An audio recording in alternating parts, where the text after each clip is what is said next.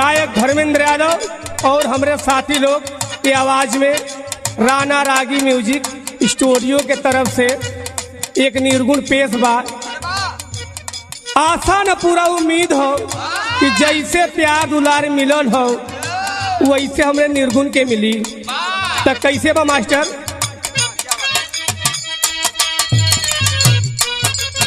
ओहो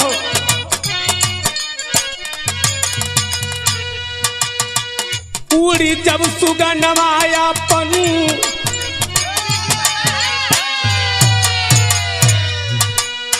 उड़ी जब सुगनवायापन बनी है बेगनावा खाली हो जाई जब पी जड़वा हो राम।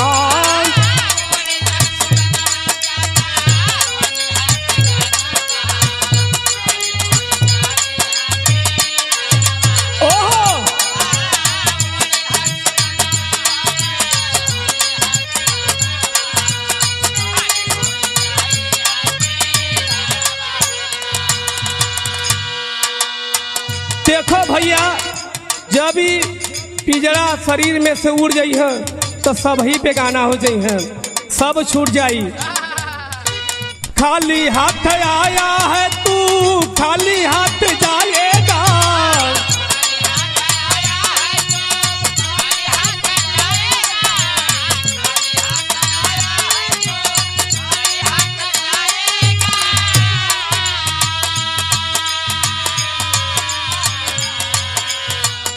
न धन खजाना सब यही छूट जाएगा।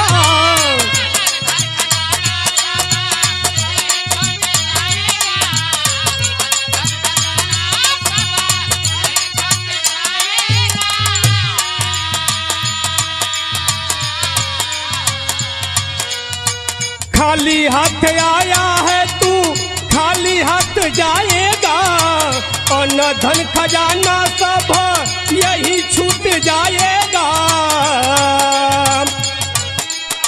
नई का लुगाई करी है छड़ भर रुदनावा खाली हो जाई जब पी चढ़वा हो राम।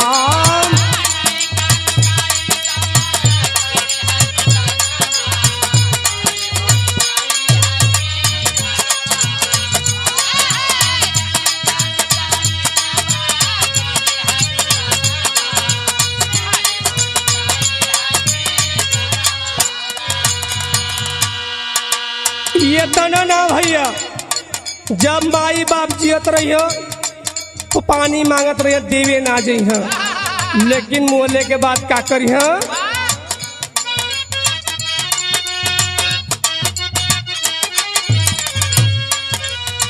बोलत सुगानावा के पानी न पियावाला।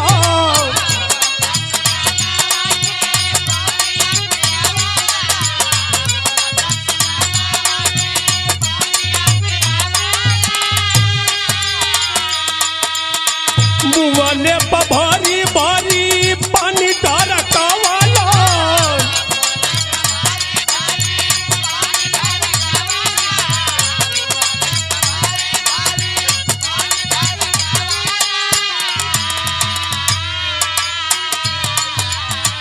बोलत सुगानावा के पानी न पियावाला। मुँहले पर भारी भारी पानी ढरकावाला, घर से हटाई दिहला घर से हटाई दिहला तोरा पर तनावा खाली हो जाई जब पी चढ़वा हो राम।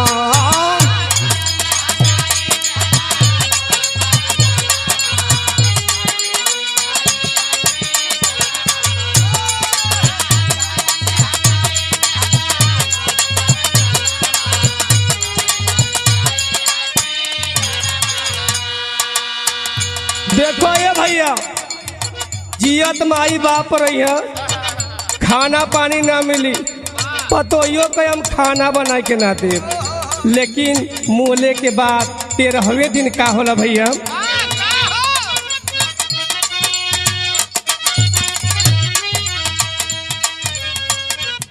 दिन पसाबा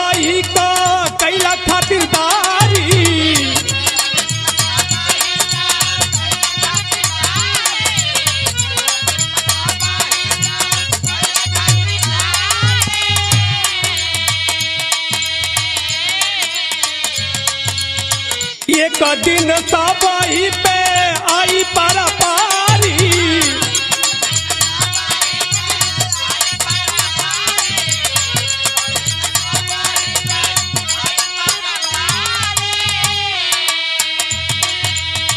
तेरह दिन पसाबाई का कैला खातिरदारी।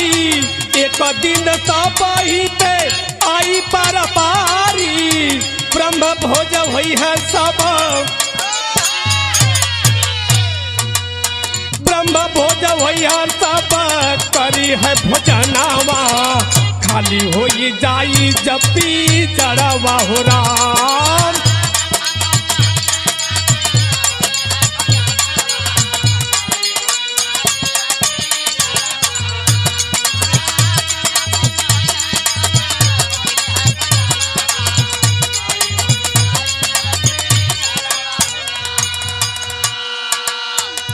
अंतिम पंक्ति में गुरु घराने का परिचय बा।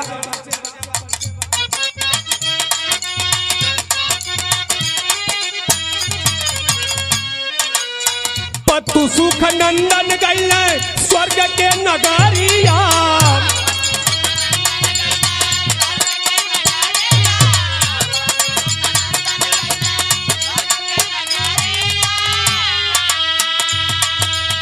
राम प्रभा दूर कवि सिच फुलवरिया।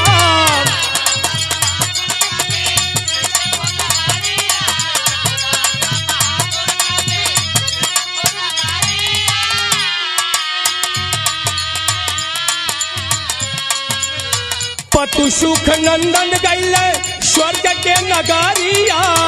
राम प्रभा दूर कवि सिच फुलवरिया। धर्मेंद्र कुंवर कहे, धर्मेंद्र कुंवर कहे होई सब सपनावा।